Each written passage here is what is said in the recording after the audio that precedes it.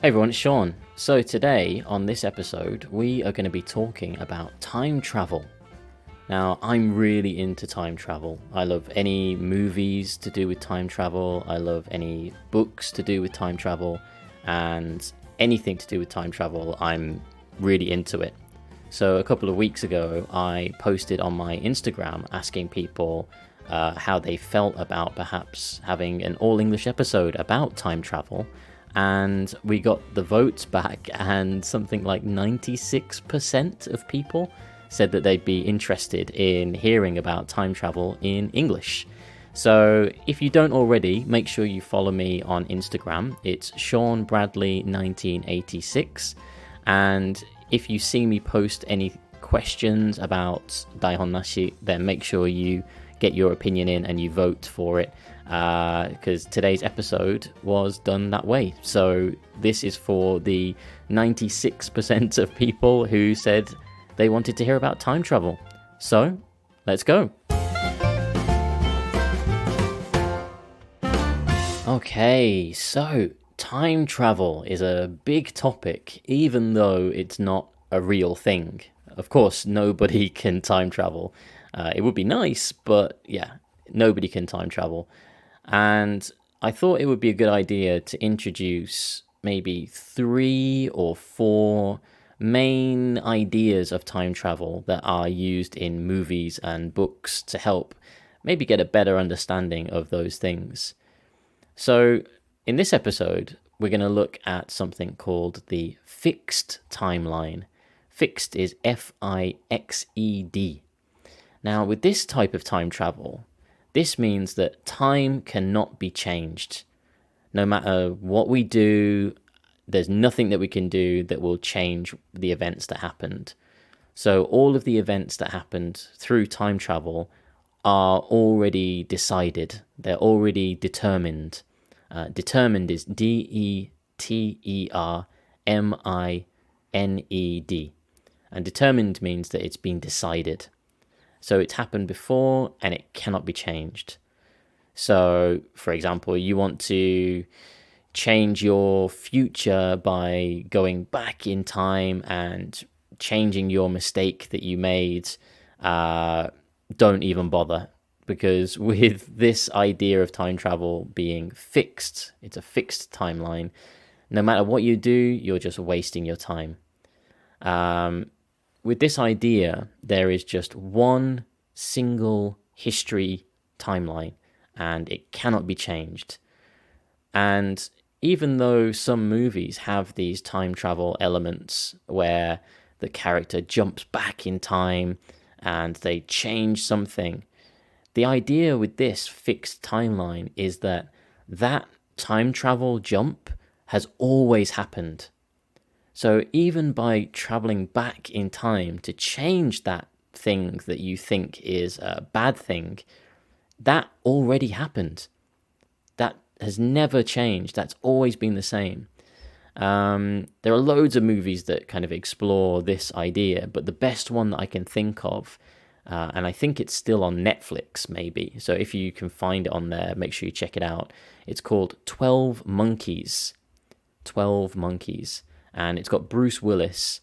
And in this movie, Bruce Willis travels back from 2056 or something in the future, all the way back to like the 1990s, because in his future, they know that back in the 90s, there was some kind of virus or plague or some kind of disease that eventually kills all of the humans in the future.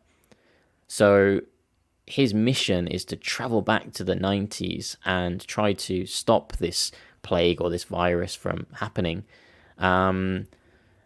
Without any spoilers, so I'm not going to ruin the movie for you, but it's an interesting movie because it shows that no matter what we do or what we think we can do to change the things that happened in the past, it doesn't matter. It will always happen in the future. What happened in the past happened. So In my opinion, the fixed timeline is kind of the most boring type of time travel because it shows, okay, you've got this amazing time machine and you can go back in time or forward in time, but it doesn't matter because that has always happened. You're not changing any events. So 12 Monkeys is a good example of that, so if you check that out. And there's also another movie which, again, I think maybe on Netflix or maybe Amazon Prime, called Predestination. Predestination is Predestination.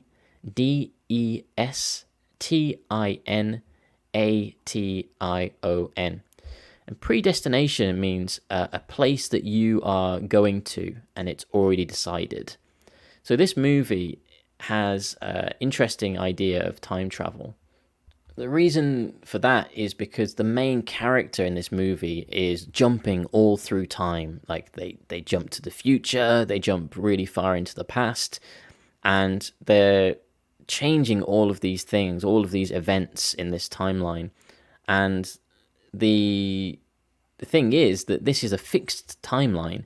So the character thinks that they are doing something good by going into the past and changing this or stopping this bad event from happening. But what they don't realize is that this has always happened. So they're not changing anything because this will always happen no matter what they do. This is also similar to the Terminator. Now, with the Terminator series, I think with each movie, the idea of time travel changed. But with the first Terminator movie, the idea is that the Terminator has always been sent back in time to kill Sarah Connor. And Kyle Reese, the hero, has always been sent back to save Sarah Connor. And Kyle Reese and Sarah Connor have a boy, John Connor, who grows up to become the leader in the fight against the machines in the future. So with the first Terminator movie, that is also a fixed timeline because in the future, they think they are sending the Terminator back in time. They think they are sending Kyle Reese back in time to stop these terrible events from happening. But this has always happened. So this is why I'm not a big fan of the fixed timeline. So let's have a look at one of my favorite types of time travel. This is the dynamic timeline. Dynamic is spelled D-Y-N-A-M-I-C. And dynamic means that it can be changed or moved or it's flexible. In this situation, time can be rewritten. So it can be changed. So events in the past, so if you travel back in time and you go to the past and you do something different or you change something, that will have an impact on the future. It will change something in the future. So even the smallest change in the past can have a huge impact in the future. Some people might know of the butterfly effect. Butterfly, B-U-T-T-E-R-F-L-Y effect. So the butterfly effect. This is the idea that if you go back in time and you kill a butterfly, so a small butterfly, that will have a huge impact on the future somehow. So there's a chain reaction. So because you killed that butterfly, the creature that eats that butterfly will die, and that creature that died won't have an impact on this part of the environment. And then because this environment doesn't change, this will happen, and it starts this chain reaction from something so small to something huge in the future. Now, if you've seen the movie Back to the Future, this is a perfect example of a dynamic timeline. Because the main character, Marty McFly, he travels back in time to the 1950s and accidentally changes his future. There's a scene where he is hit by a car where in the original story it was supposed to be his father that was hit by the car, because that incident is what makes his mother fall in love with his father, which leads to him being born. Now, because he's changed that now, he's the one that got hit by the car. That has an immediate impact on his future. So, again, without any spoilers for people who haven't seen Back to the Future, Marty starts to notice on a photo which he has brought back from the future, his family starts to disappear. And that's because if his mother falls in love with him, that means that he will never be born. And it's a kind of confusing timeline story, but this is what we call a paradox. Paradox is P-A-R-A-D-O-X. And a paradox is where we change something that shouldn't have been changed, and it creates this kind of problem where it's a contradiction of itself. So, for example, if you go back in time and you kill your parents, how can you be born to then go back in time in the future? Does that make sense? So it's impossible, of course, because if you kill your parents, then you cannot be born, which means that you cannot time travel back into the past to kill your parents to... Can you see? We're going round in a circle. So this is what we call a paradox. It cannot happen. So with Back to the Future, they are very worried about creating paradoxes, and they say you should not make contact with yourself, and you should avoid telling yourself the future events and that kind of thing, because it will create a paradox. Similarly, in the movie The Time Machine, which was in 2001, I think, or 2002, the whole reason for the main character creating the time machine is to go back and save his lover.